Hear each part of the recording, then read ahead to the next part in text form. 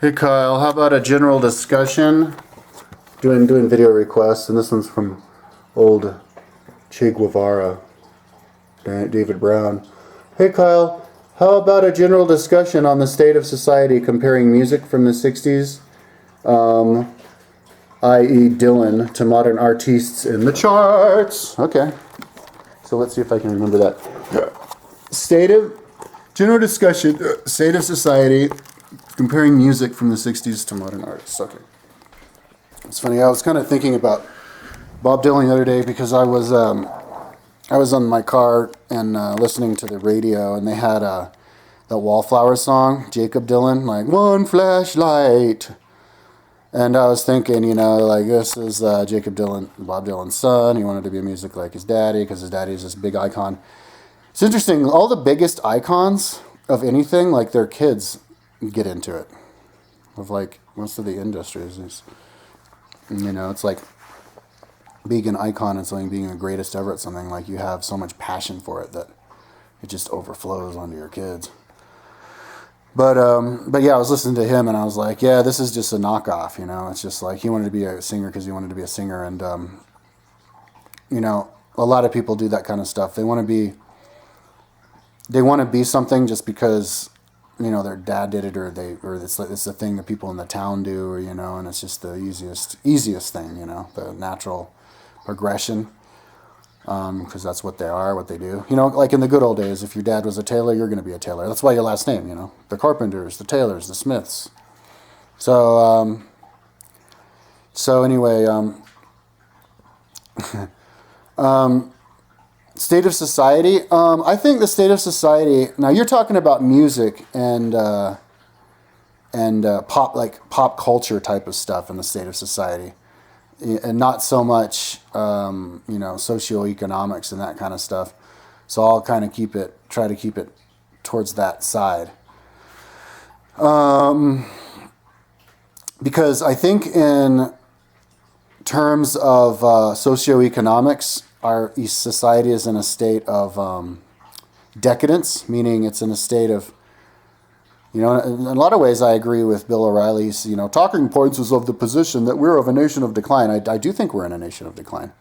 That world of Bill O'Reilly now is crumbling apart, and very quickly, actually.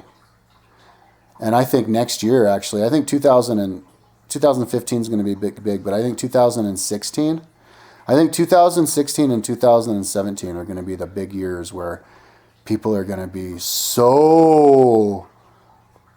overwhelmed. People are going to be surprised at this precipitous drop in popularity of mainstream media. I haven't looked at the data at the numbers. All I know is that it is dropping because that's what they say on the Young Turks, but I don't know how much by how much, but it is going to be dropping by a lot over the next couple of years, and I can sort of see that now, mainly with myself because it's been so long since I've watched TV. But I know that there's other people that don't watch TV, and that most people don't watch TV. And even my mom, who's 73, is telling me that she doesn't want to do the TV anymore. And I can just feel it, that TV is going to be something that people aren't going to gravitate to anymore because internet is so big. Like I've been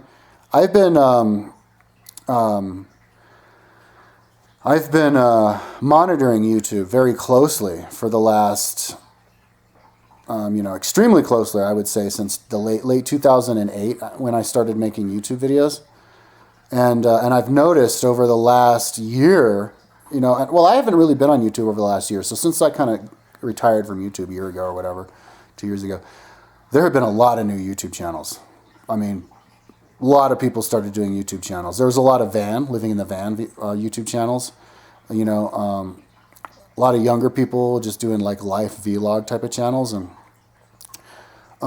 that's what I expected. I'm kind of surprised that it's all super young people and not people my age. But see, people my age, they're professionals, and it kind of goes to show how decadent our society is that people are just kind of living by the old rules. They're terrified of each other, terrified of judgment, over judgmental. that guy who did the Chick-fil-A video, and he was only well-meaning, was trying to support the gays, but he went the wrong way about it. And now he's blackballed by everybody, and nobody wants to hire him, and like, why? Because people are afraid to associate with him because they're afraid to associate with themselves, And so it's just all these people going through the motions, but not knowing why they're going through the motions, Like, I'm not going to hire that Chick-fil-A viral guy because everybody says that he's a dick, and so because everybody says that he's a dick, he's a dick. That's basically how it goes. It was like the blind leading the blind. It's mob mentality. It's like, who's the leader? There is no leader. The leader is that unspoken agreement that everybody had before, and now everybody's doing it. And so that's what we live in. That's the world. That's the state of society we live in now. It's the state of probably the most ridiculous, gross distortion of what a healthy society should be. We're using all of our resources to create industries that hurt other people, that are designed to hurt other people. Not to help anybody, not to help people, just to hurt. You have the army. Everybody knows what that does. That's designed not to hurt, to kill. But then you have the FDA, designed to hurt, people in natural, businesses, marijuana and stuff. You have the FCC, an organization designed to hurt people trying to speak their mind. You have the DEA, going after the druggies. And all this money, all these industries, all these workers, worker bees. Now, when you have all this money going to industries that are designed to hurt and to just quell and to stop and to stifle, and you have all this money, then you have a lot of workers doing it. And if you have a lot of workers doing it, you got a lot of people, who basically are going to want to uphold that system because it upholds them. And they're in their comfort zone. They don't want to move it or change it or look for a new job or learn a new skill. And so they go after the people who go after their industry. Like I did a video, fuck the FCC. And somebody's like, fuck you. And I was like, yeah, you probably work for the FCC. You know what I mean? So, yeah, so right now we're just wasting all this money doing things. And one thing is university, for example. A lot of people go to college just to go to college. For example, I graduated high school, and my stupid ass parents were all, you got to go to college if you're ever going to be a human being with any decent life. And I'm like, wow, you must not think much of me. I don't have any chance in hell of having a decent life unless I go to college. Okay, you think, okay. But that's what all the kids' parents are telling their kids. And so that's why I went to college. That's why most people go to college. They don't go to college to learn. They go to college so that they can get the job, to make money, to be as, on top of the other guy. And so, like if you want to, like me, I love to learn, but that's not why I went to college. I went to college to get the degree so I get the job because my parents said that's what I needed to do. And I did all my learning on my own because college, they didn't ask me to do that much. And but I think most people go to college for that reason. Most people go to college because their parents tell them they have to. And so it's basically this, or because they want to, meet a girlfriend or a boyfriend. Like I was thinking about this chick the other day or today who was, I think she was at college just to like learn and meet a boyfriend or meet a husband. Because I had 2 classes with her and she'd like drop out after the first couple of weeks, and then go to another school and probably never graduated. And probably a lot of people like that. They go to school just to party, or they go there just to, because their parents want them to. And it's like, so, but like, why? Like, why would all these people do something and spend so much money and spend so much time just because they want to be ahead of the other guy? They don't want to be the last guy standing. They don't want to be the person to lose musical chairs or something. You know what I mean? So they go and do it and they show up.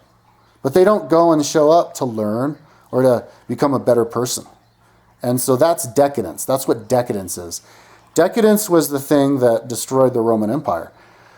I've been studying, ancient Rome a lot, and when I study ancient Rome, it's as though the Kingdom of Rome was a completely different country than even the Republic of Rome, which was a completely different country than the Empire of Rome. Completely different people, completely different vibe, it was like a different country. And so, the people of the decadence, they are riding the coattails of their forefathers who actually set it up. And so they have this false sense of superiority, false sense of pride. For example, Rome. They're really hard workers. They worked hard. They studied. They learned a lot, and they organized their army, and they organized the people, and they were very litigious and all this. And so their system spread, and they grew, and then they grow and they get really big, and it's all in power, in place. And then the people in power, they just kind of become lazy, and they just kind of, it's like given to them. It's like the crazy prince, like Cambyses of Persia, or like Caligula of Rome, who were just, Nero, just these, or like, the king of North Korea now. They're thrown in there, and they think that, they didn't do any work. So they think that the country is there for them, and that they're better than everybody because they are. And so that's kind of what decadence is. Like in ancient Rome, you would have all the different social classes. And the original formation of the social classes were, the hard workers are up the front and they work hard, so they have the most, but then they get in, but then over time they get more and more wealthy because, for example, in ancient Rome, they were taking over other countries and tribes, and so they were incorporating the fallen warriors as slaves, and then so they get more and more slaves, and they sequester more and more land. Kind of like what's happening now. They're wealthy, using their power to get more and more wealthy. And so then they lose track of what the meaning of life is. They start thinking that the meaning of life, because there is a lot to be proud of in Rome. They had their statues and their beautiful buildings and this, and on the outside was the barbarism, and so it was great for a long time. But then it kind of evolves over time into just an empty shell of what it used to be. All these people trying to, getting more and more statues and more wigs and more like, I guess, busts of, their forefathers up on the wall, because that for so many years, that is what social, refinement and strength of character and, elegance and, intelligence and all that, and hard work was a decorated house and all this kind of stuff. But now, it's kind of, in the later days, people would just do it because they were trying to, because they were taught to do it and they were shown to do it, but they weren't shown the original meaning, so it becomes so then they don't have a purpose in life. And they just there with all this stuff, and so their purpose in life becomes, okay, well, I guess I'll just have more stuff than the other guy, and so that makes you feel empty. And then when you feel empty, you go a little bit you can go a little bit crazy, because then maybe like when people get too wealthy, then they start having money. Isn't about money. It's not about, I want to buy a yacht and I want to have a car. No, it's about the power over other people. People want to have money and have the cash, make $1 million, $20 million a year, not because they're so smart that only they are the good enough person most educated enough to run the business, and so they need that much money because that's how they're like Superman. No, they need that much money because they probably grew up in a system where they were already shoehorned in, and they need to have that sense of power over somebody, and that's what you do, So like people wouldn't buy a house or travel around because they want to see the place, They would brag about the Chavernet from the Rhone Valley because they know more about it than their other guy across the street. Or they've been more times, and they even went there, but they don't even know about the Rhone Valley. All they know is like a couple of grapes or something, next to a bush, and so people basically losing their way, and so people start competing with each other for how much they have instead of what they do, and how much change for the good they believe they're making, and how original they are. You know how much force of change they have, and and so it becomes stagnant. And then when those people see somebody with nothing, who has a sense of change of purpose, then they can become or if they have a worker who like doesn't treat them like they're God, then they can become upset at them and think that they're like being disrespected because all of what they have, what they've always had, and so now you're stealing something from them, like if I don't say yes sir or like run when I tell you to run, it's like I'm ripping you off because you're the one with the money and I paid you to. So it's not about that. It's about power over people, and so I think in a lot of way the state of society right now, we're in a state of decadence because people are going to school just to go to school, but not to learn, just to get, like people would go to a Ivy League school to make connections for future business, but not to learn. So they go to school and they listen to the teacher, they meet the teacher, and then they go home and they party. They don't study because they've already done the job, which was to meet people, That's not education. That's what's called decadence. Those people are riding the coattails of what came before them. When people say, let's organize schools and let's teach people this and teach people that. But then it evolves. And so now we're evolved into a state where people can much more easier, if you're smart, much easier and more effectively educate themselves on the internet. Like if I wanted to be a doctor, or not an official doctor because you need the title or whatever, but if I wanted to know as much about the human body as a doctor, all I have to do is like listen to a few audiobooks, over the course of a couple years or whatever, and probably 2 or 3 years of that, I'll probably know just as much or more as a doctor, about the body. And so that's another place where the world is just about to change dramatically, because people are starting to realize that college is, like if they want to be successful, like if I was smart, I wouldn't have gone to college. The only reason I did was because my parents insisted that I go, like really insisted, like they'd freak out if I didn't. And they said they were paying for it. It turns out they weren't. I had a college loan at the end. But less and less people are going to have parents who are like that because their parents are waking up, because their parents aren't old, stupid people like my parents were.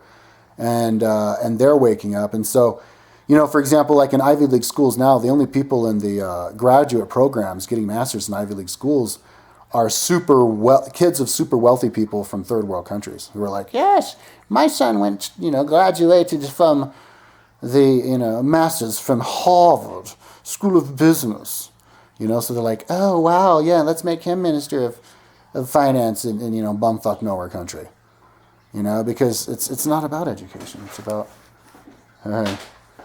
the connections with other people, making connection, like somebody would go to church so that they would meet people, but they're not religious, stuff like that. So anyways, I think the state of society right now is people are beginning to become individuals and independent-minded and educate themselves and be less followers and less drones, less judgmental. So it's basically we're opening up, basically. Okay, so you were talking about music though. Yeah, I think. See, back in the day, in the days of Bob Dylan, and in the beginning of industries, because that was kind of like the beginning of music industry, the very first people are going to be the people who can think for themselves and are the most creative and smartest. And so those are going to be like iconic type of people. And so if you're going to, and so that would be like the Bob Dylans or the thises and those, and so not the Jacob Dylans. And so if you're going to live in today, who are going to be the people who go down in history as the smart people and the people who create, it's the people who create new industries. It's the people who create, who take an old shell of an old worn out system and they revamp it into something new. And then other people come after and they go, wow, you're so smart, I want to be like you. And so somebody who, like me, who makes like a good website or who does things that other people don't do. That those are the people going to be, famous and who are going to start and change.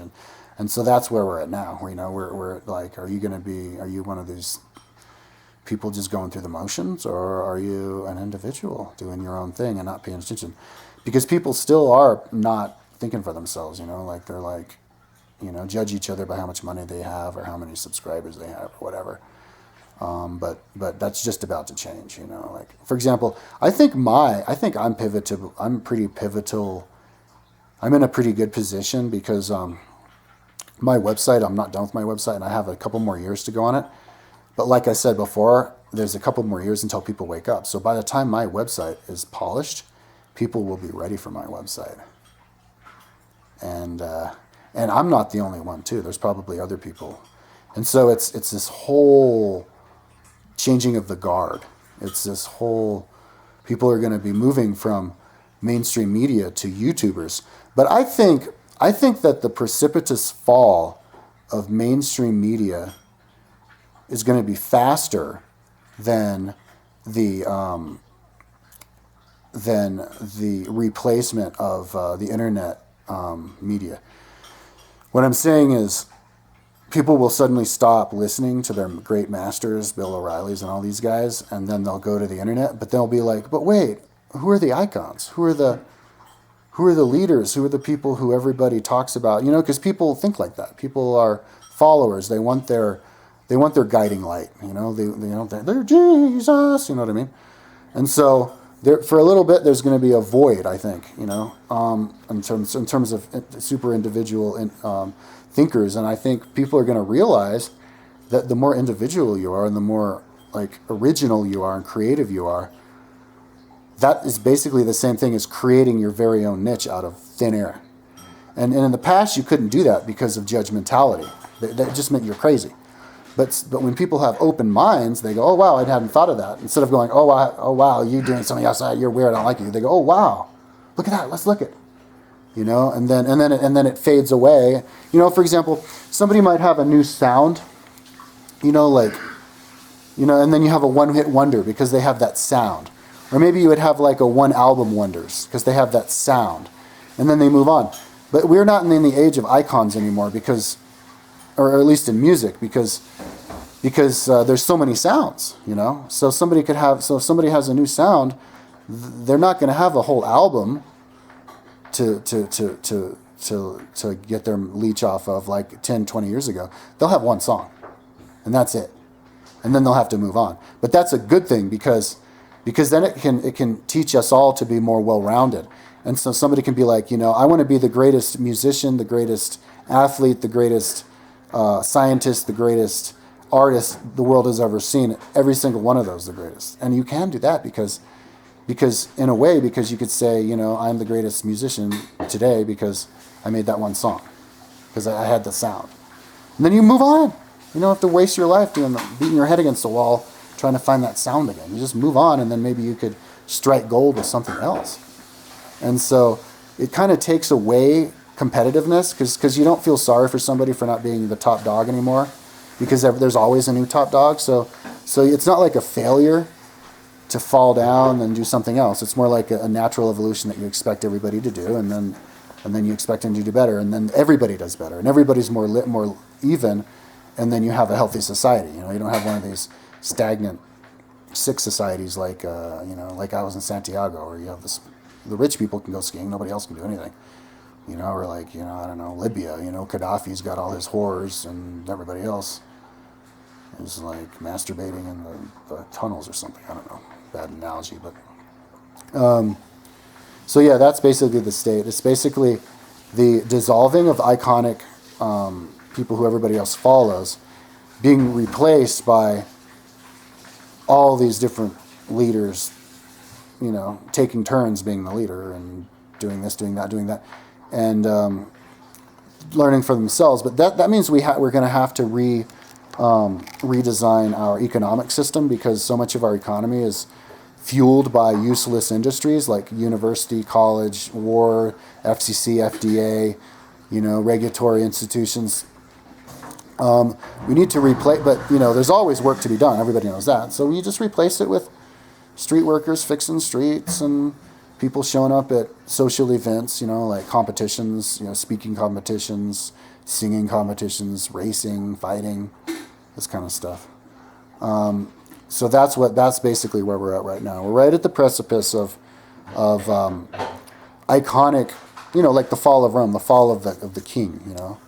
His king falls to be replaced by lots of little different kingdoms. But remember when the fall of Rome happened, it was actually a fall in the quality of life as well. And so, there could be kind of a little bit of with the fall of the media, because like I said, it's going to be a precipitous fall. It'll come down faster than the internet media will come up to replace it. And so for a little while, I think people will be a little bit like, what happened to our society?